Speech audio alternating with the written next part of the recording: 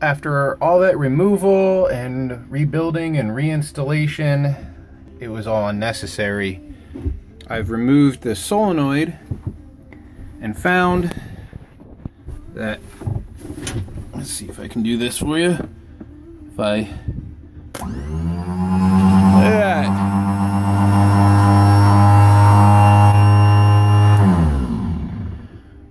Works like a charm with no solenoid in there. So here's the offending solenoid. Brand new. I installed it in January this winter. We have the negative terminal, the positive terminal, and then the two switched terminals on the side. I would think the battery negative should not be electrically connected to these terminals at all. Yet I'm only getting about 5 ohms of resistance there. So when the solenoid is switching on one of these terminals, it's dumping power to the battery negative connection, and that's why it's tripping the breaker. I don't know why the solenoid would be wired that way internally. I'm not exactly sure.